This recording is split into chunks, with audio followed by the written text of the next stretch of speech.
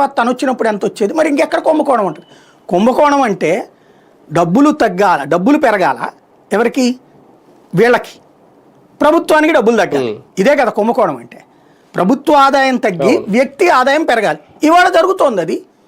ఇవాళ ప్రభుత్వ ఆదాయం తగ్గింది, వినియోగం మాత్రం 20% పెరిగిందని జ్యోతి రాస్తుంది కదా. మరి ఇది కుంభకోణం, అది కుంభకోణం, అది చర్చించాల్సింది ఎక్కడ? అతను చర్చించట్లేదు, వాళ్ళు వాడుకుంటున్నారు అంతే. సరే, ఆగస్టు ముందుకి ఆగస్టు తర్వాతకే కంపేర్ చేసుకుంటే కూడా ప్రభుత్వంలో ఒక కాన్ఫిడెన్స్ అనేది పెరిగిందా? అది పథకాల అమలు కానివ్వండి, ఒకటి అంటే వాళ్ళ దృష్టిలో అయితే సూపర్ 6 అమలు చేసేసాము అనేది వాళ్ళ లెక్క. ఓకే ఓకే, ఆ రెండు మినహాయిస్తే, ఆ రెండు ప్రస్తావన లేదనుకోండి.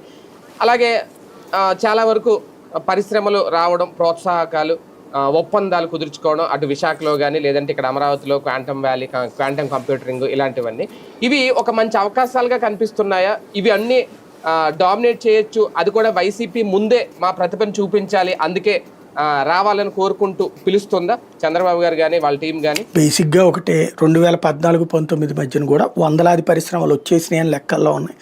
చివరికి ఎన్ని వచ్చినాయి అంటే ఆ తర్వాత వచ్చిన ప్రభుత్వమే చెప్తుంది. జగన్ ఉన్నప్పుడు కూడా వాళ్ళందరూ వచ్చేసారు, అన్నీ వచ్చేసినట్టే అనుకున్నారు. తర్వాత ఎన్ని వచ్చినాయి అన్నది తర్వాత లెక్క చెప్తుంది. ఇవన్నీ కూడా మీడియాకి బాగుంటుంది.